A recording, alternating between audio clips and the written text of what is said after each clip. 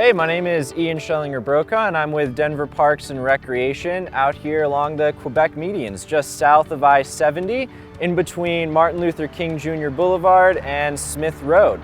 We're doing a turf conversion project here that's in partnership with Denver Water and the Colorado Water Conservation Board. The project is taking place on 4 medians totaling just about 10 acres. We're doing this to convert high water Kentucky bluegrass landscapes to primarily a native prairie landscape that's going to be using a lot less water and look a lot more beautiful. So just to give you a little bit of background on the site, it has been turf grass for decades, going all the way back to when this used to be the old airport here in the city.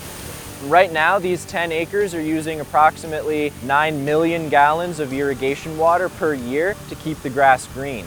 This site was chosen because it's considered non-functional. It's very low use, so it's not being utilized for any recreation activities, which means it's a great candidate for these landscape conversions. So what's happening here in September of 2023 is actually getting all the seed in the ground. Another component of what's going on this fall is the application of hydromulch. And that hydromulch is tiny wood fibers mixed with water and a tackifier to make sure it sticks to the surface of the soil. And that's going to help provide insulation and protection to the seeds that we're putting down.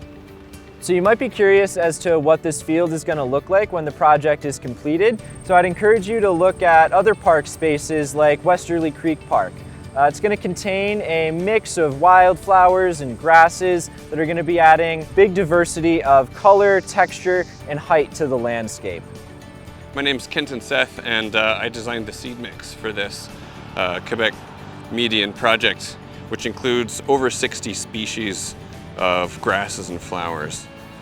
First year things will be short and small and little, but there'll be some color the first year, but as it matures it'll get denser and be quite colorful with the number of species we used.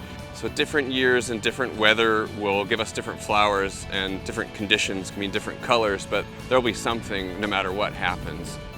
Hi, my name is Austin Kirchmerich. I'm a water efficiency planner with Denver Water. So we're really excited to see this conversion project from Kentucky bluegrass, which has been the default for a long time across the western US, to a much more resilient Colorado scape, which is kind of a climate appropriate landscape for Colorado. This will be a huge water savings in the end, and it will do a lot better in a hotter, drier future, especially under increased drought conditions. So there are a lot of benefits to landscape transformation projects like this. First and foremost are the water savings. We're projecting just about 8.5 million gallons of water saved per year after establishment. Additionally, we're getting benefits in increased biodiversity and also saving money that we'll be able to use for other projects like parks and playgrounds instead of having to spend that on water at this location. So these landscape transformation projects are so important because Denver Water gets about half of our water from the Colorado River Basin.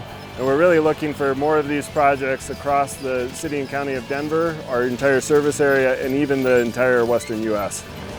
This project is a great example of Denver Parks and Recreation implementing many of the goals outlined in the game plan for a healthy city, especially in the every drop, every dollar, and uniquely Denver categories.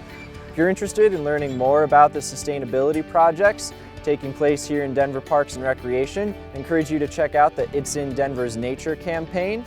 You can also visit denverwater.org/conservation for more information about their water saving programs.